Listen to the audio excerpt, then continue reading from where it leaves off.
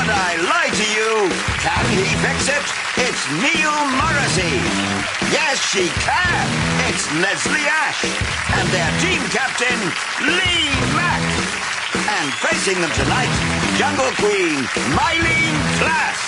Burger King, Jason Manford. And their team captain, David Mitchell. But first, arouse yourself into tumultuous hysteria for your host, Angus Deaton.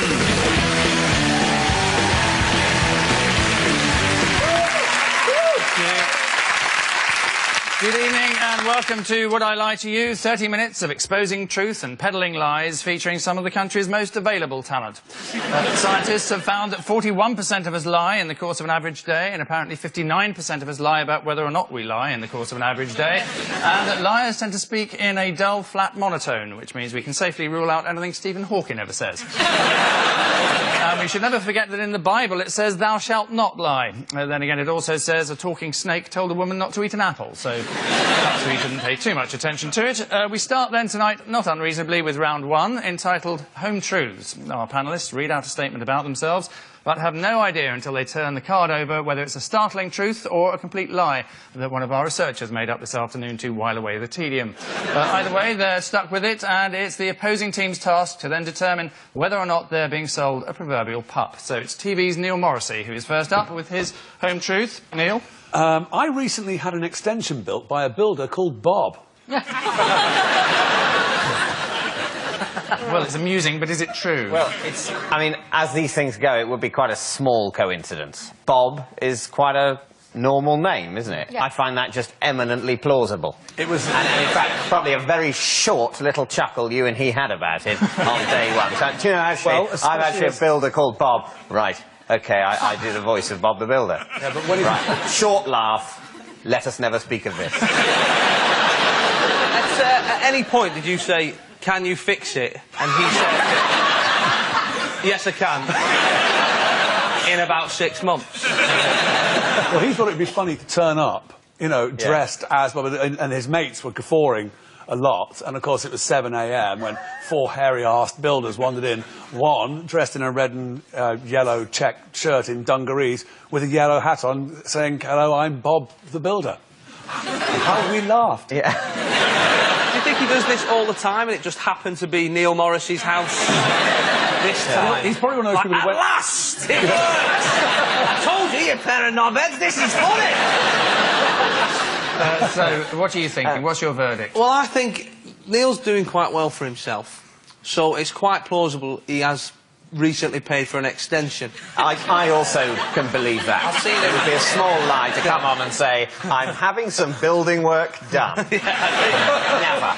So is it all stacking up, or are you thinking it's not really very likely? So I'm thinking it's possible. I'm thinking it's possible. I think so. Yeah, Okay. I think we think it's true. Yeah. All right, that's almost unanimous. Right, Neil, reveal all, if you would. It's a big fat lie! Ah. It's a lie. I wish it was true myself. I've only just read it. Neil has not recently had an extension built by a builder called Bob. In fact, there are no builders called Bob in Britain, as it's not a Polish name.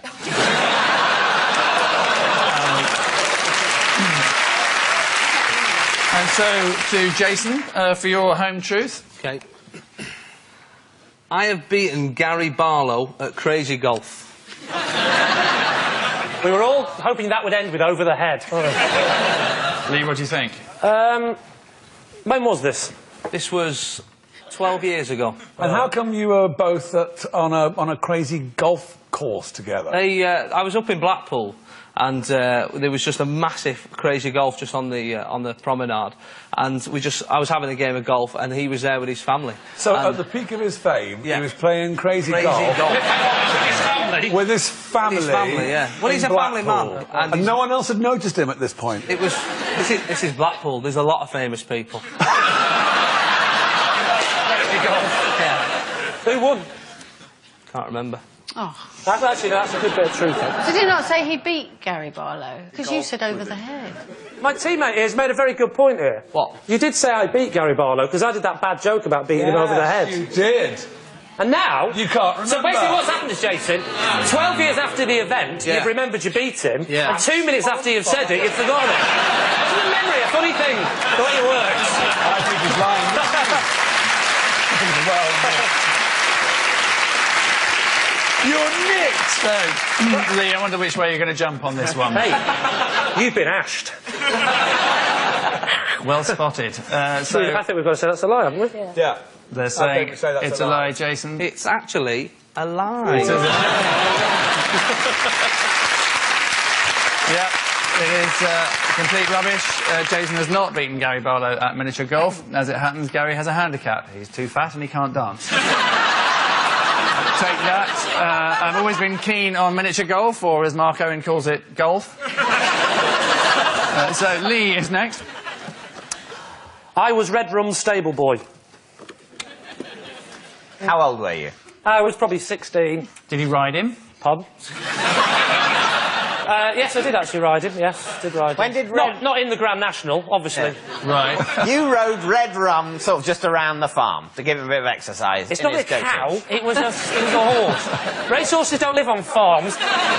They live in stables, horse racing yards. They're very professional outfits. I'm afraid, they don't go, to me... Grand National winner, but I haven't got time to clean him. Let's do chicken. Look, horses are animals. They live in places with other animals in the country. To me, that's a farm. You want to call it a stable? I'm not interested. You're wasting your breath. In a stable. Oh, it was right in the middle of town, was it? Well, it happens. Block of stables. It's exactly where What we were. floor did Red Rum live on? And what did you actually gave him a bit canter down the staircase?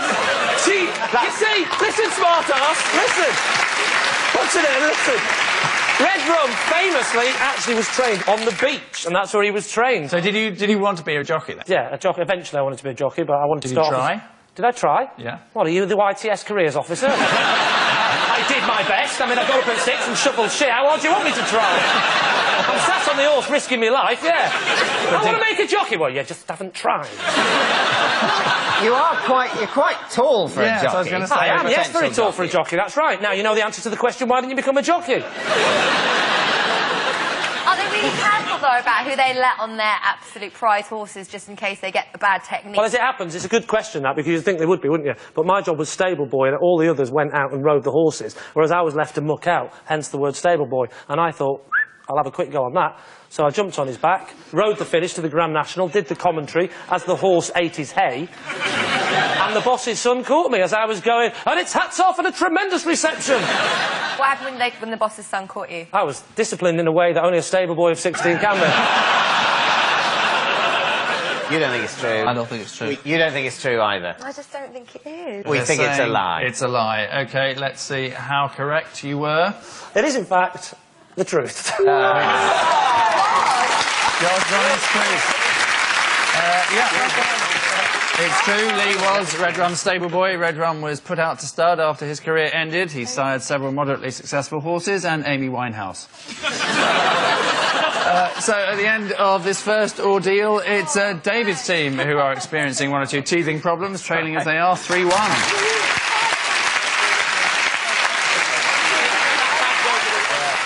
The next round is called Ring of Truth, and it's an idea so simple that even the panellists virtually understand it. Our teams are given a solid gold celebrity fact and must basically decide whether it's bona fide or pure baloney. So true or otherwise, Gwyneth Paltrow said, "I would rather die than let my kid eat cuppa soup."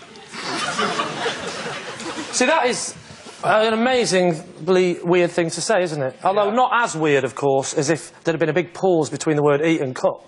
That would have been even better, because then it would have been, I would rather die than let my kid eat cup of soup. That would be a really weird thing to say, That would be wouldn't it? strange, wouldn't it? Fortunately, she didn't say She that. didn't? No. How would cuppa soup find its way into the realms of Gwyneth Paltrow's life? She was on a film set. So she was obviously given it whilst filming on an English film. She actually said, "Who eats this stuff?" And what was the reply? That lots of the British public do. Yank. Nobody eats it anyway, surely people drink it. Yes, I was going to say, was she told that it's usually diluted in water? Otherwise, you would kind of go, this is surely, what is this, future food? I'll give it a go.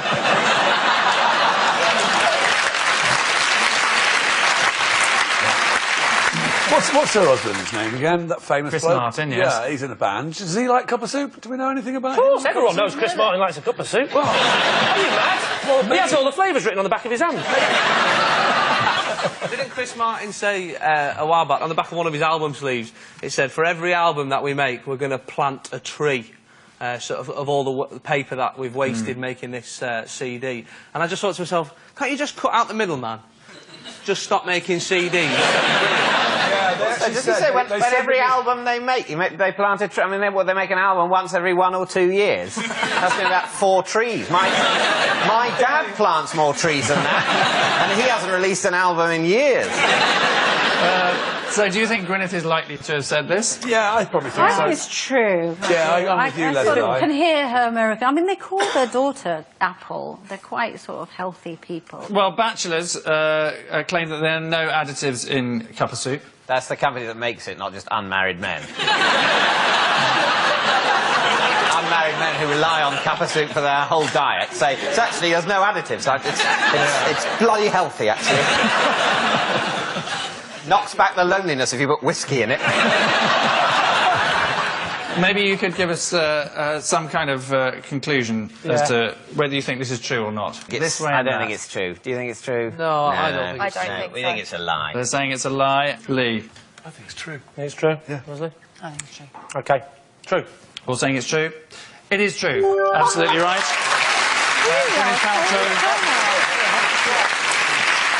Gwyneth Paltrow would rather die than let her child eat cuppa soup. In fact, any child of Gwyneth's is more likely to be named cuppa soup than served it.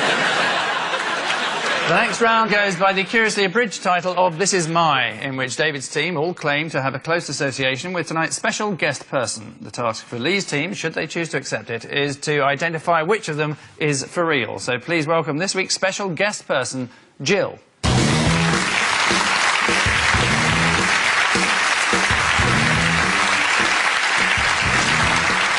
Now, David, perhaps you'd like to explain how you know Jill.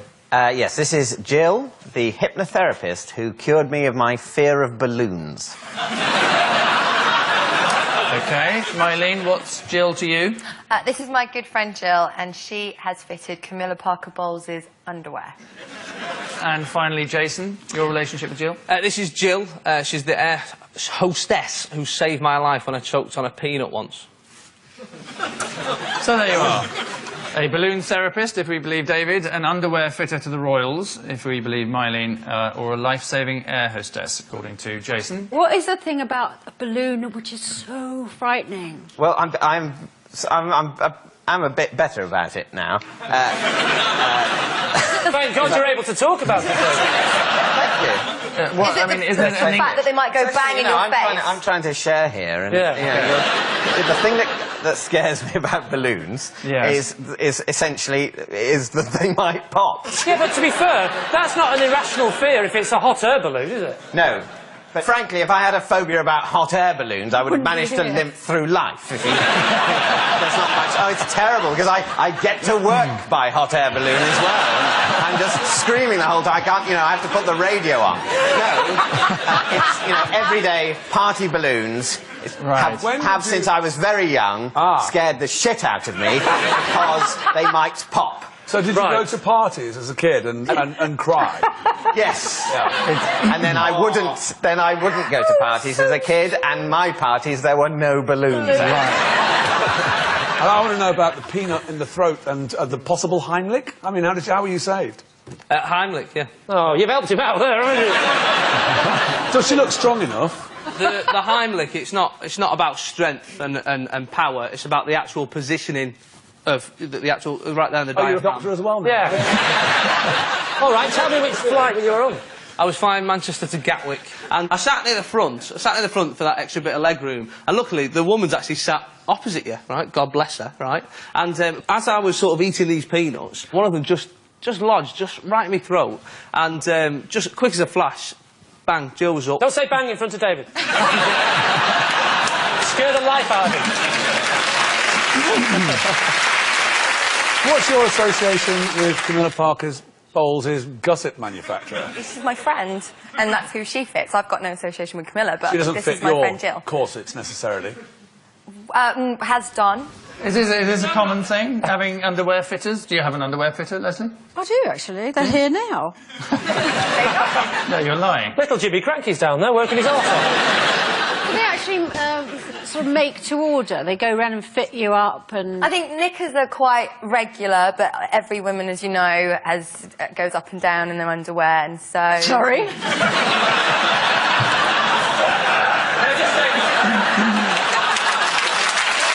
So I need to press you for an answer here, Lee. Is this person David's balloon shrink, Mylene's regal basque fitter, or Jason's selfless stewardess? I think it's a stewardess. Although I think he's a barefaced liar, I just think he's telling the truth on this. I don't believe Jason has ever allowed anything to be stuck halfway before it gets down here. I think he's not an idiot. He's from the north, and those peanuts are free. Yeah. I love the balloon thing because it's just so sweet. I like the sweetness of it, yes. OK, you are the team captain, Lee. You have to make a decision of some sort. All right, then. I'm going to go with Leslie, then, and say that, bizarrely, the balloon story just might be in a crazy sort of way. OK, you're opting for David's balloon shrink. Jill, perhaps you'd like to tell us who you really are? I'm Jill Kenton. I'm Mylene Class's friend, and I do fit Camilla.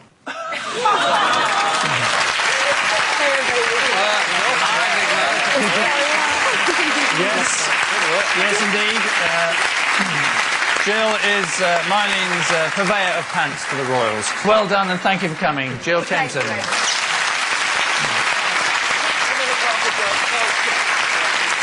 Yes, Jill has fitted Camilla Parker Bowles' underwear. Now she's in the royal family, of course. Camilla has to be rather more frugal when she gets bored with her lacy underwear. It's handed down to Prince Edward.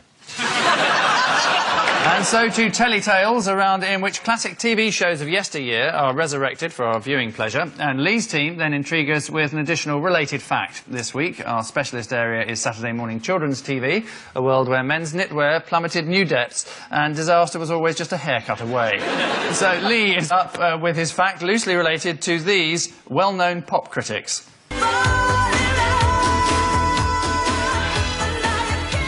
That's Pepsi and Shirley and Heartache. Mrs. Thatcher, what about you? I didn't think it sounded like Heartache at all. I thought the nearest it got to Heartache was that almost ballet bit, you know, with several people standing up in the background moving. That was the nearest to Heartache. Otherwise it was thump, thump, thump. I accept very professional, but nothing like Heartache. Yes, yes, good voices, professional production, but not quite what I would expect of Heartache. I would say three. Three for you. Yes. Would you dance to it? No, I wouldn't, because there was no melody. There certainly was rhythm. You could do a movement to it. You could do a movement to any rhythm. You could do a movement to a drum without having any song. But there was no melody and no Heartache. Pepsi and Shirley not quite cutting it for Mrs. Thatcher there. She was always more of a Guns N' Roses fan. Anyway, Lee, what is your related fact to that clip? Did you know that Mike Reid often does a musical turn at the Tory party conference? And last year it was a 10-minute political rap. You notice how the whole mood has dropped since we saw a clip of Margaret Thatcher? Nobody wants to live anymore. Oh yeah, I remember that bitch. Yeah. So what bit of the Tory? Is this like the main assembly bit? Yes. After the Shadow Chancellor's done his speech? Yeah, now, as usual, what you're all here for, Mike Reid's 10-minute rap. Yeah, but you've got to remember that Tories are a bit stuffy and boring, aren't they? Yeah, I mean, they're stuffy and boring, but they're not, you know, complete morons. I think it's true, because the Tory party are so out of sync with reality that that's the sort of thing that they might go, Mike Reid's very popular, isn't he? What about Mike Reid? It all makes sense. Yeah. I don't think they can be that out of sync with reality and still know where Parliament is. No, I don't think it's true. I just don't think it's true. Well, I'm prepared to go with that. You're the captain. We think it's a lie. You're saying it's a lie, OK. Let's find out if you're right, Lee. It actually is true.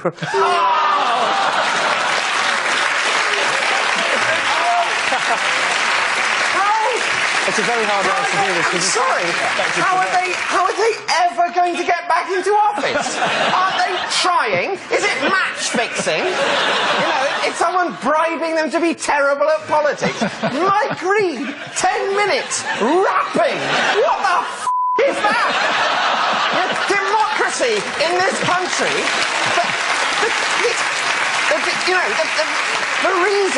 The reason Tony Blair can start wars for without asking people is because there's no opposition. You know, it's their fault. It's Mike Reid's fault. The death thoughts of our servicemen are on his conscience.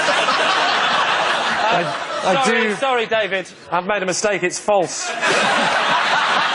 Sorry. False. No, it is true. I do hope Mike Reid is watching this. Yes, he does traditionally round off the Tory Party conference with a song. It saves security having to usher people out of the building. So at the end of that round, it's Lee's team for whom the future's bright, leading as they do 7-5.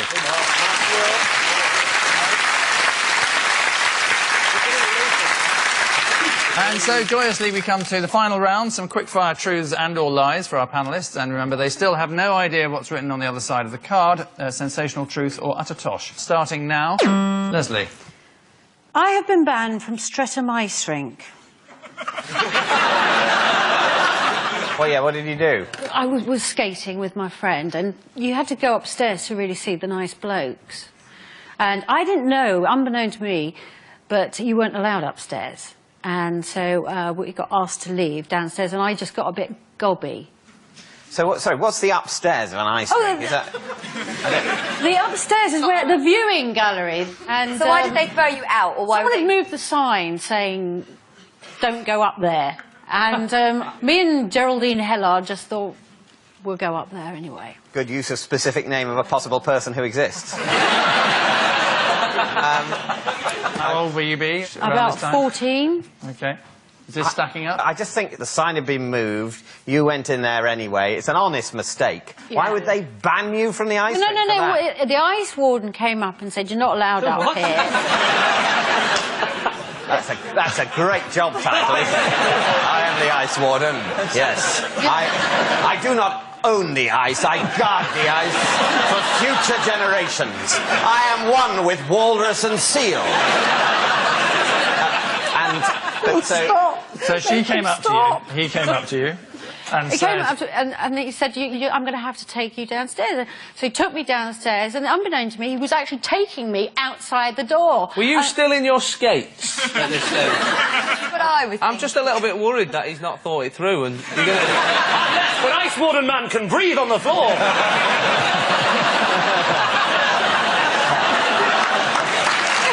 All the way home!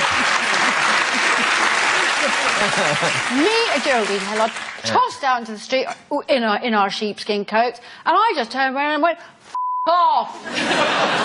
So that might have been when you were back.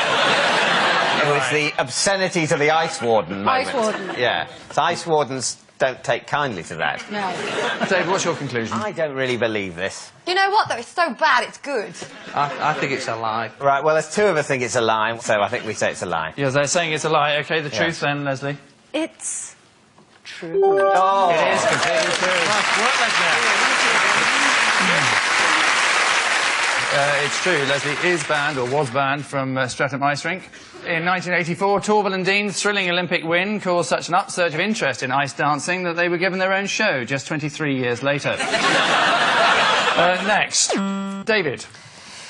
I have formulated a 5-point plan for surviving if I were in prison. David, please tell us this 5-point plan for surviving in prison. OK. One, I have to use the fact that I've got a degree in some way. I have to sell the fact that I, have knowledge. Right. Secondly, I have to, in some way, find someone who is physically strong to try and, save me, from the big men and the soap dropping and the bum. Thirdly, I have to make sure that this person isn't a person who will bum me. Fourthly, I need to have some commodity I can sell, so I need to have some deal with someone I knew on the outside, bringing in something like, cigarettes, so that I could, sell them to other inmates. Right. And number 5? Number 5 would be to get a PhD while I was in there. What is the likelihood of you actually going to prison? Well, cut a long story short, I did a terrible, terrible thing, but I got away with it.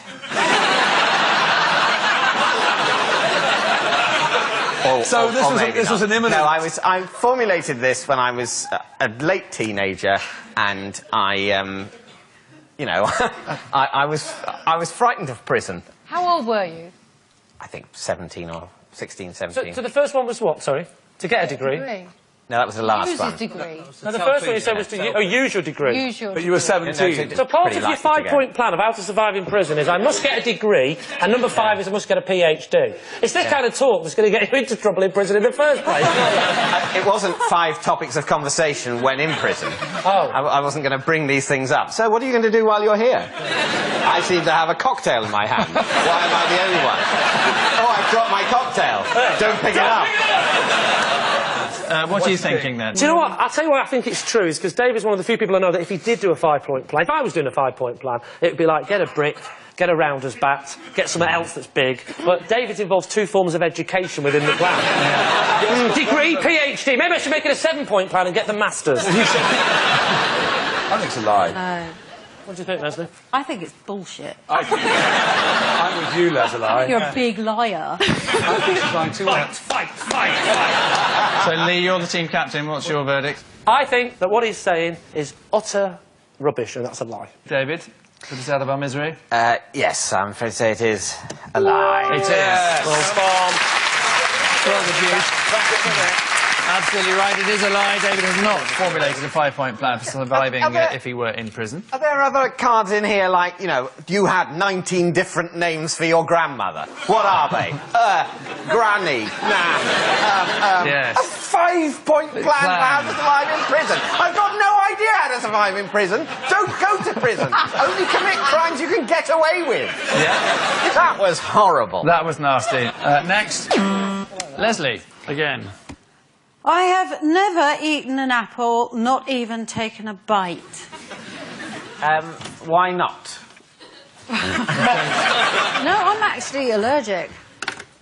It's really upsetting. How did you find out you're allergic to apples? Actually, only to the green variety, which is like either the Golden Delicious or the Granny Smith. I don't know what it is. It's something in the skin that makes it green that I get allergic. So you've eaten reactions. other apples that are not the ones you're allergic to? I'm all right with the yellow ones. So you've eaten the yellow ones? Yeah, and red ones. So just read your statement again. I have never eaten A green. a green.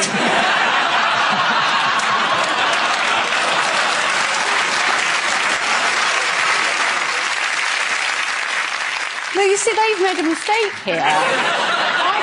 I told them up the stairs, I said, it's green. They made a mistake on one of my cards as well, and they said that I'd made a 5-point plan for surviving if I were in prison.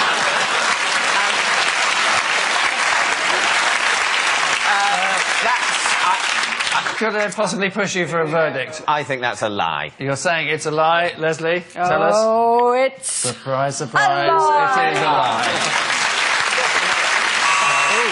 And that electronic flatulence signals the end of that final round, and it's Lee's team who are tonight's conquerors, having vanquished David's team 11-7.